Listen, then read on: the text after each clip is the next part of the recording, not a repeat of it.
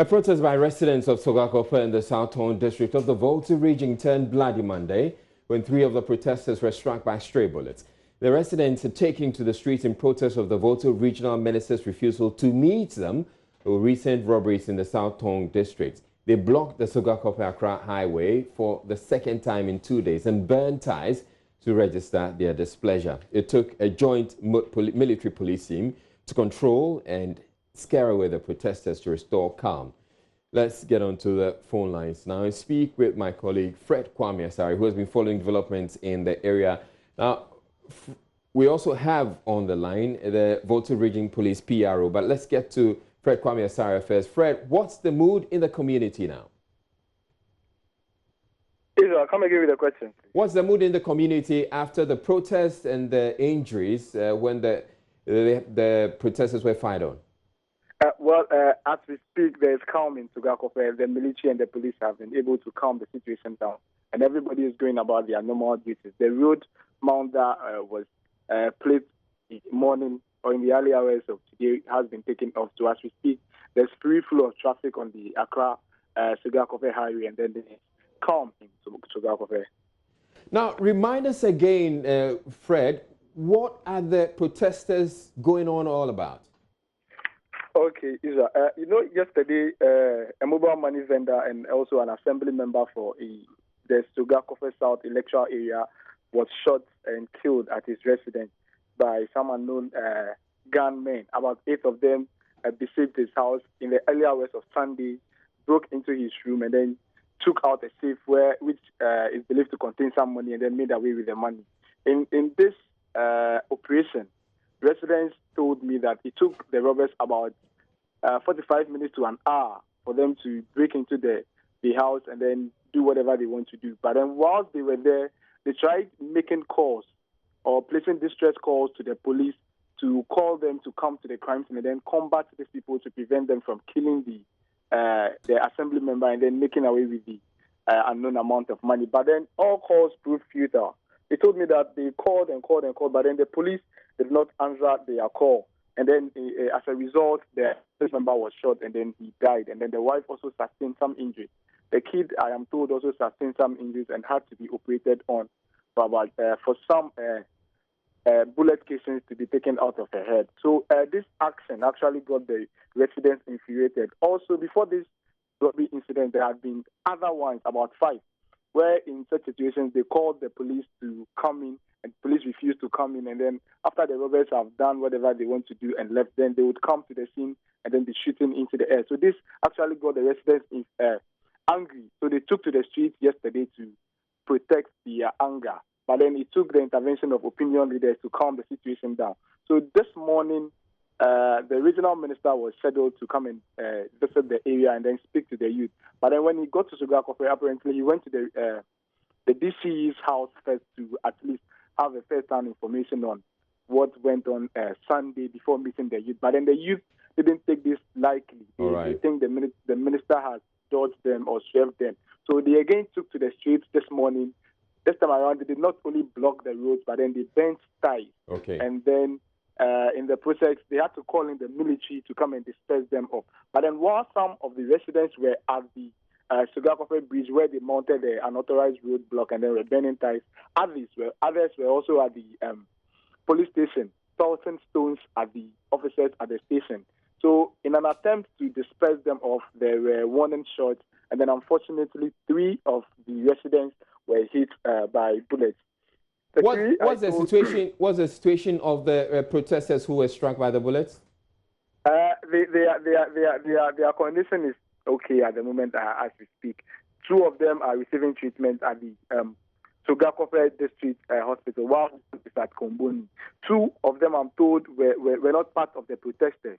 One who was shot in the leg explained that he was just riding by the police station before the warning shot was fired. So unfortunately, he was hit in the leg. Another who was shot in the arm was also just returning from a betting center where he went to place bet on some matches before he was hit by the bullet. But then the 3rd person, I can't confirm if he was part of the protesters. But the 2 people, information I have is that 2 of them are not part of the protesters. All right. Thank you very much, Fred Fred Kwame Asare for bringing us that comprehensive update. Also on the line, we have the Volta Region Police PRO, Corporal Prince Dogbatsey. Thank you for making time, Corporal. Now, what is the police's side of the story? We understand that 3 of the protesters were injured after they were struck by stray bullets. What do you have to say about that?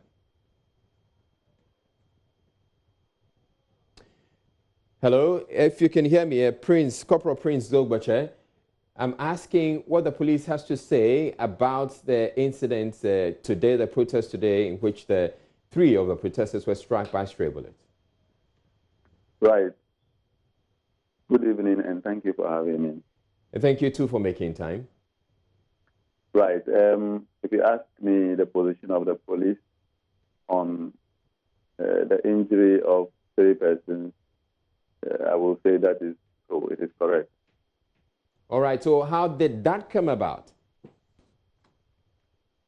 Well, that came about as a result of the desire to ensure that the police station was not eventually overcome by the teeming youth who were embarking on misbehavior. There were petrol-bombed, there were stones, all manner of missiles. In fact, almost all our vehicles were damaged, including some vehicles belonging to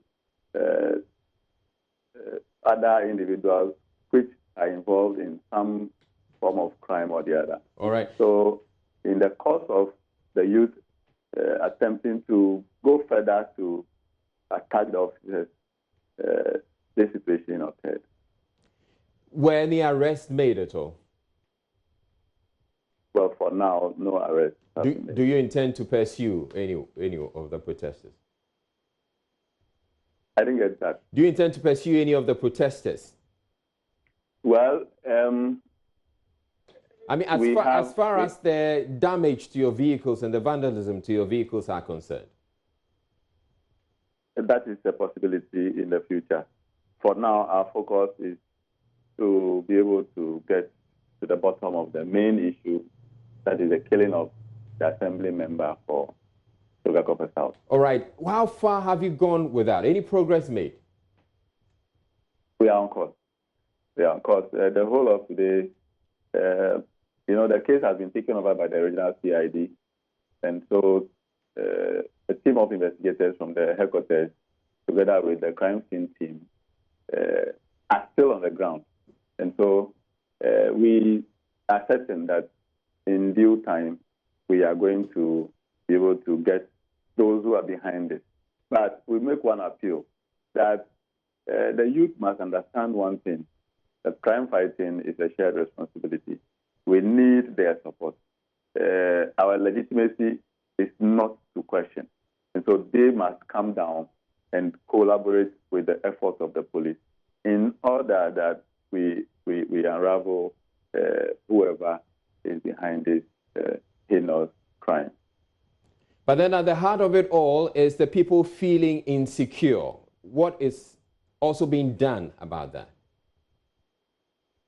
Yes, if you monitored our earlier submissions, I indicated that yesterday the Deputy Regional Commander was there. I was with him, and we engaged the youth.